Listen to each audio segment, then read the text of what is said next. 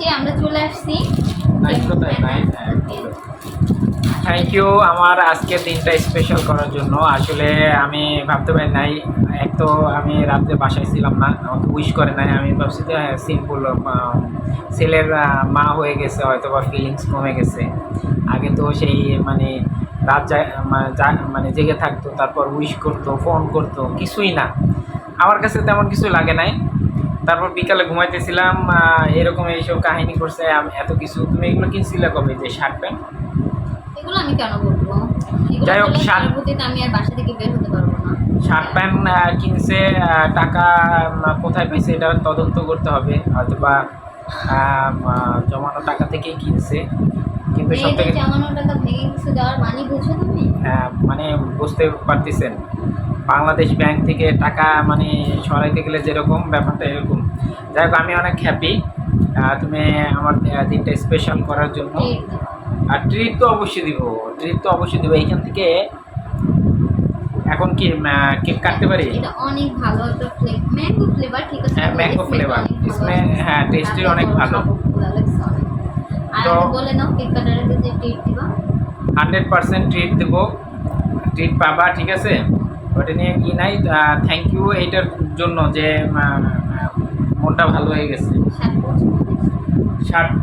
শার্টের এইটা ভালো হয়েছে, চেকটা পছন্দ হয়েছে, প্যান্টটা হয়েছে পারফেক্ট হয়েছে। স্টাইল দিয়ে একটু দেখবা, যদি না এটা হবে, আমার হবে, সমস্যা নেই, এটা মানে পারফেক্ট আছে। আচ্ছা, আমরা ভিডিও বড় না করি। ওকে, এখন আমরা কেক কাটবো। আর হয়েছে এই উপলক্ষে সাদিয়ার পেজে সবাই বেশি বেশি শেয়ার দিবেন। এইগুলো দরকার নেই আমার, হচ্ছে আমরা ভিডিও করে মূলত হচ্ছে আমার কিছু রিলেটিভ আছে, এদের দেখার জন্য অনেকেই ফলো করে, পার্সোনালি মেসেজ করে, এদের জন্য ফলো টলো ভালো লাগলে মানে আসলে হচ্ছে প্রফেশনাল ব্লগার না, জাস্ট মানে ইচ্ছা ভালো লাগে। হ্যাঁ, তো যাই হোক, থ্যাংক ইউ। এখন আমরা কেক কাটি। এখন কেকটা তুমি কাটো, হ্যাপি বার্থডে বলার দরকার নেই, থ্যাংক ইউ। ছেলের বাবা তারপর এখন করার বয়স নাই, বড় হয়ে গেছে। আচ্ছা, শুরু করি। ওকে, থ্যাংক ইউ। আমার লাভ ইউ টু। অনেক ভালো হয়েছে কেকটা, মনে হইতেছে যে স্মেলটা ভালো আসতেছে। আমি তোমাকে, আচ্ছা নাও, স্মেলটা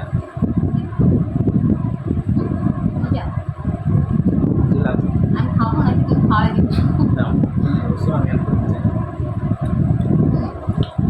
আমি মিঠাইটা একটা আমাদের এখানে মিঠাই আসতে কিছুদিন, এখনো প্রপার ভাবে ওইভাবে সবকিছু রেডি না। তারপর আমি চাচ্ছিলাম ওইখান থেকে নেওয়ার জন্য, কিন্তু প্রমোশন করার দরকার নাই, টাকা দিয়ে তুমি কিনছো, কেউ তোমার এই করে না। ওরা আমাকে হোম সার্ভিস দেয়, বাসায় খাবার দিয়ে যায়। সেটা দেয় মানবতার খাতিরে। এখন কেকটা কি ভালো লাগতেছে না? আমাকে আরেকটু দাও, আমার বার্থডে কেক, আমাকে দিও না বেশি। আমি ক্রিম বেশি খেতে পারবো না।